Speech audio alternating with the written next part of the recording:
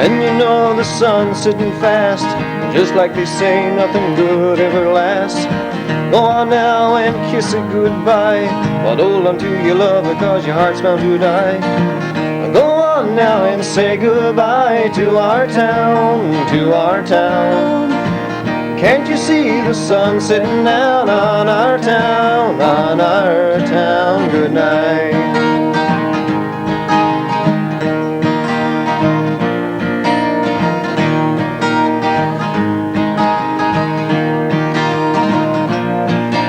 Now I sit on the porch, watch lightning bugs fly. I can't see too good, I got tears in my eyes. I'm leaving tomorrow, but I don't want to go. I love you, my town, you'll always live in my soul.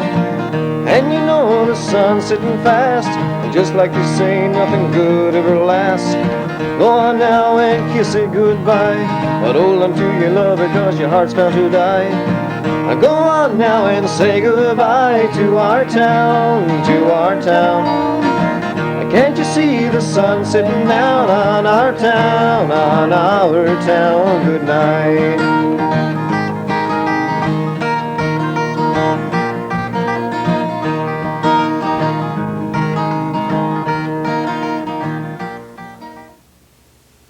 Good evening and welcome to this week in review. Tonight's stories include update on the fire department project, Aki Arena update, ground search and rescue project. These stories plus the BBS playbill, off the rack and more coming up after this. Communication is the beginning of understanding, and understanding is the basis for problem solving. USC Canada believes communication should know no borders. A farmer's field in Ethiopia offers innovation for old problems in Nepal.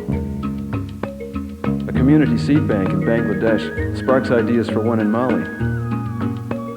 All over the developing world, Canadians in global partnership, finding solutions that work. Tuesday of this week, we visited the fire department project to see how the progress was coming along. This is the 7th week of a 10-week project. The workers have a little over 3 weeks to finish up the heaves, complete the ceiling, make a new door box, make false walls, and maybe some painting. When we visited on Tuesday, they were busy putting up the vinyl siding on the eaves. The crew feels they have plenty of time to complete this project on schedule. Inside, the building looks a lot different than when we last visited. A door has been cut to open into the new part. The new section has been done around with plywood and the window has been installed. The ceiling remains to be completed. The crawl space that will be used by the fire department during their drills has been completed with a hatchway on both ends. Most of the outside work has been done as well. As you may have noticed, all the eaves have been done with vinyl siding. This crew had a few nasty days during the project. The worst, they told me, was the day they were ready to put the roofing shingles on, but first they had to get rid of 2.5 inches of ice. They did get an opportunity to do some groundwork before the snow came. It is hoped that before the project ends, they will be able to make a place at the back of this smokehouse where the fire department can practice putting out oil and chemical fires. Despite the cold and frosty weather, this crew has done a fantastic job with the project. Congratulations to you guys for all your hard work.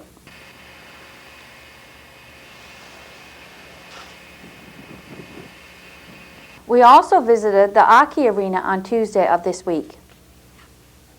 Work at the new Aki Arena seems to be progressing well. We spoke to Frank Compton and he told us that despite the weather, the workers were getting the job done. The workers were able to complete 1/2 of the roof in 3 days.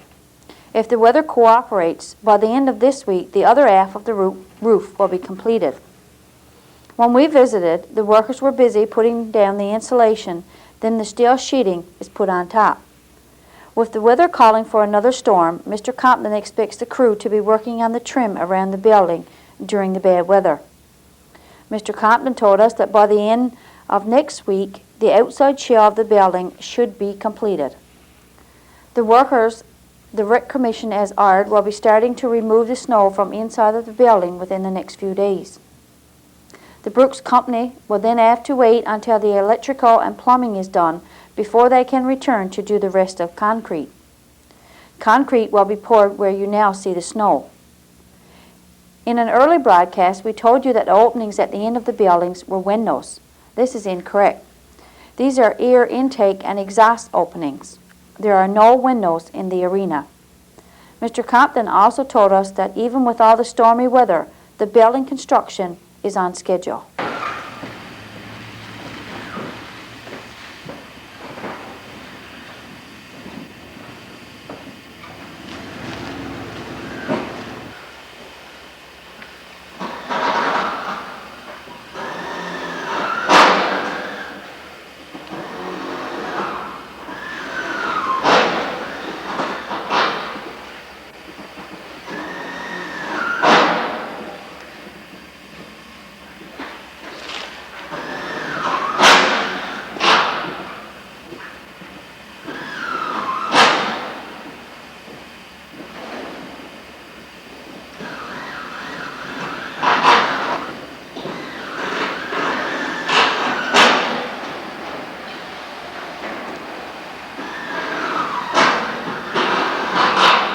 On Wednesday of this week, we dropped by the Ground Search and Rescue building. There is a little over 3 weeks left in the Ground Search and Rescue project. What a difference in this place from when we visited last. It looks completely different. The original plan was to put plywood around the walls and ceiling. However, once the work began, someone realized that all the space near the ceiling was being wasted. The crew then enclosed the space and put the storage lockers in this area. There will also be an office. The Ground Search and Rescue members will access this area by a set of stairs that remains to be completed. In the lower section will be storage for the truck, boats, skidoo, and other tools used in the rescue business. With just a little over 3 weeks in the project, all that remains to be done is the painting. What a great job these guys have done. The Ground Search and Rescue now has a great storage and work area.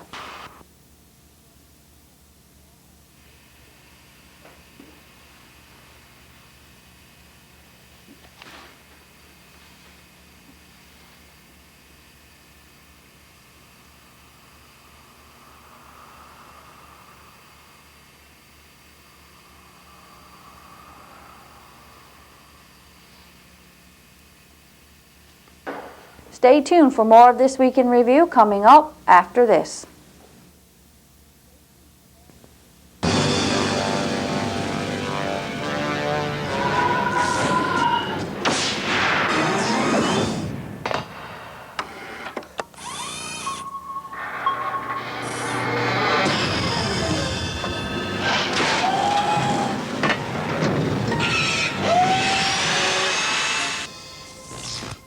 I am Ashtar, a robot from Planet Danger.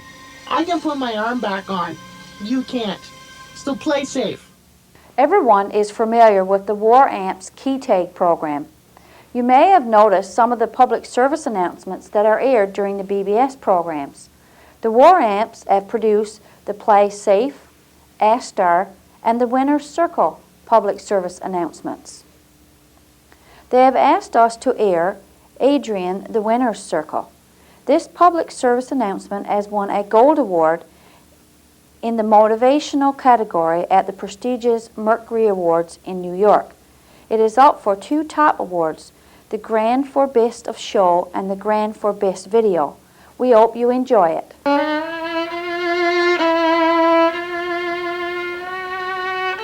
The prosthesis is done in such a way that the fresh part of his thumb is right on top of the adapter and the bow. He can feel the vibration from the bow when he's playing, almost like a biofeedback.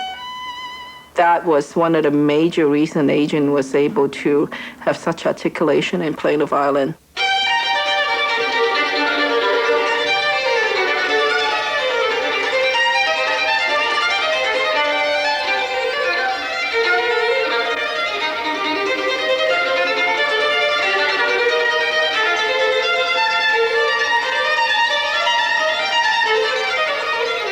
school I'm currently attending is the Curtis Institute of Music in Philadelphia. Yeah, it was tremendously exciting when I made it in, and it was a new step in my career in music because it's one of the top schools in the world. I'm not the best cook, and that's probably when I miss home the most. And obviously I miss my family and friends as well. We are very, very proud of what he have done. Of course, without any support, it is just impossible. It's definitely been a great experience doing all the WARAM seminars. Absolutely positive. And being among all the other champs and discussing problems and good things as well, it's great. I had never seen him have so much fun. He feels totally comfortable, maybe for the first time.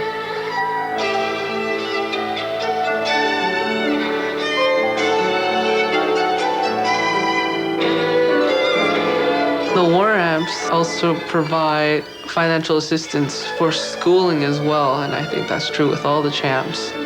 They also support my various prostheses, and they support my spatula, which I used to play, and it's basically a really big thing in my life.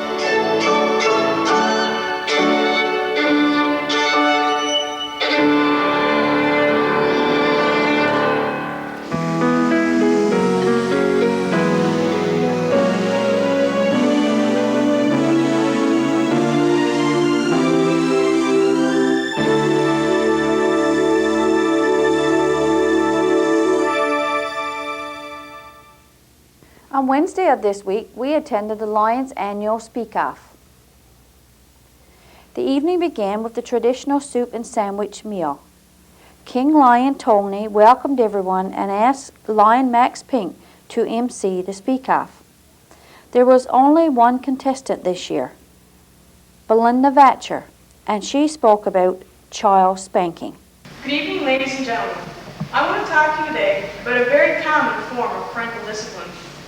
In a recent poll, 92% of Americans said they have used corporal punishment, commonly known as child spanking, to discipline their children. In January of 2004, the Supreme Court upheld the law allowing parents and other caregivers to spank their children within reasonable limits. The Supreme Court did set guidelines for the use of child spanking. For example, you're only allowed to spank children between the ages of 2 to 12. The use of objects and blows to the head are strictly forbidden. Also, the spanks are only allowed to be between a mild to moderate force. It can be said that it's a fact that spanking is legal. However, it is still very much a controversy. When we permit the use of spanking, what message are we sending to the next generation? The fact is, when we allow child spanking, we are saying that children are second-class citizens that don't deserve the rights of adults. It's absolutely intolerable to try to spank an adult. However, children between the ages of 2 to 12 are deprived of the right to not be hit by other people. The American Academy of Pediatrics strongly opposes the use of child spanking, and for good reasons. Spanking is one of the least effective forms of child discipline. It can also be very dangerous to the child. For example, even mild spanking causes shock waves to be sent along the spine. These shock waves can lead to paralyzation or lower back pain as adults. Even when I discuss the use of mild force, just what am I talking about? Is mild force the same for every child? Because of this, child spanking can be seen as the gateway to child abuse. It blurs the boundary between a form of discipline and a very serious crime. Some of the greatest downsides to the use of child spanking are the psychological effects. The use of spanking destroys the bond between a parent and a child. Some parents say they spank their children because they care about them, and they don't want their children to do wrong. However, it's not human nature for a child to love those who hurt them. The use of spanking causes feelings of resentment and revenge. It's also proven that spanking only corrects behavior at that given moment, because the child fears they're going to be hit again. Do you really want your children to listen to you because they fear you? Or do you want them to listen to you because they love and respect you? I think the choice is pretty obvious. Also, the use of spanking is proven to affect the adult your child will become. Virtually all of the most dangerous criminals were spanked as children. Also, the use of spanking affects the different genders in different ways. Males are more likely to turn to violence and act out against those around them. Females who were spanked as children are more likely to submit to abuse at the hands of male authority figures. As a society, we are trying to eliminate problems such as spousal abuse. How then can we allow an act that increases such forms of violence? It simply doesn't make sense. By allowing child spanking, we are saying that violence is accepted. Whether or not our children deserve to be hit should not be an issue in today's society. Of course, I have to acknowledge that there are many strong supporters of child spanking. Some parents say, my parents spanked me, so I'm going to spank my kids too. However, couldn't this be taken as a prime example of how child spanking leads to a cycle of violence? We need to learn to discipline in a way that teaches love and mutual respect. The case for banning child spanking can be summed up with one simple fact. All people have a right to protect their own physical integrity, and children are people too. By law, you're given two options: discipline using pain and fear, or discipline using mutual respect and love. The choice is yours to make. Thank you.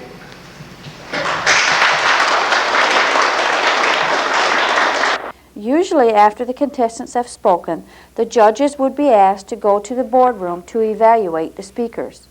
However, this year that wasn't necessary. Belinda was presented with a check for $75 and a plaque. She will go to the regional speak-off, which is being held here at Burgeo on Sunday, March the 21st. MC Max Pink expressed his disappointment that more young people didn't choose to take part. We extend our congratulations to Belinda and offer best wishes for her success in the upcoming regional speak-off in March. On Thursday of this week, the coastal growers ran into some problems with their greenhouse. It was early morning when the greenhouse alarm sounded. Owners hurried to the site to check it out. It would seem that some debris blew up and hit the plastic, taking a large piece of the plastic with it. Due to the high winds, nothing could be done to correct the problem. As the morning progressed, the problem worsened. With most of the top layer of plastic gone or flapping in the wind, the new plants in the house could be seriously damaged if the second layer of plastic broke under the strain of the strong wind. The decision was made to move the plants into the larger house. At approximately 1 p.m., they began to moving the plants. We spoke to Leonard Porter, one of the owners and operators, and he told us the cold might shock the plants a little, but if they left them in the damaged house, they might lose them altogether if the second layer of plastic blew off. Moving the plants was a precautionary measure to ensure their safety and well-being. They do have more material to repair the damage, however, they have to wait until the wind subsides. The life expectancy of this type of plastic is approximately 4 years. Plans were already made to replace the plastic this year. Leonard also told us that they had lots of offers to help out making the repairs, but nothing can be done until the wind conditions improve.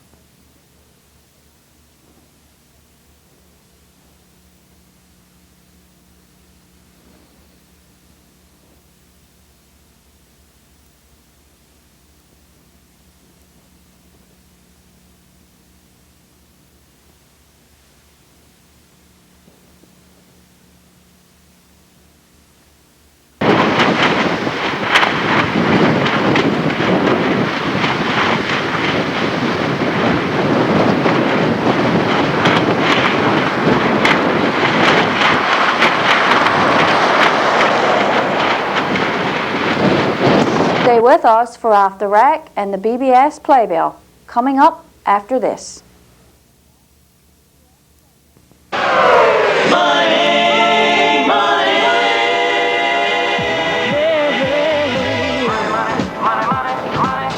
you gonna do? Hey, mister. You drop this? Have a good day, sir. Honesty. Pass it on.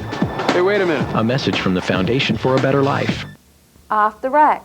This week as we scanned our tape rack, we came across a tape of some terrible conditions on the Burgeo Road. Let's look back to February the 19th, 1987.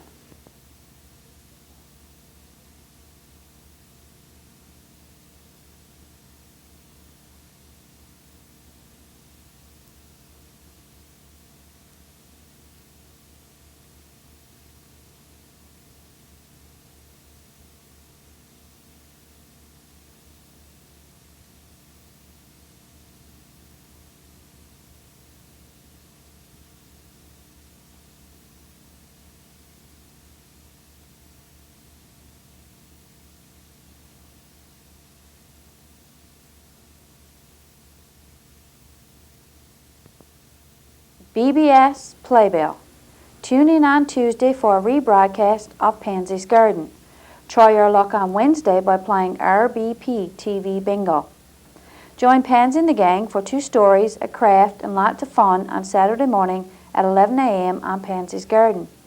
And I'll be here again next week with This Week in Review. For This Week in Review, I'm Marie Rose. Good night and God bless.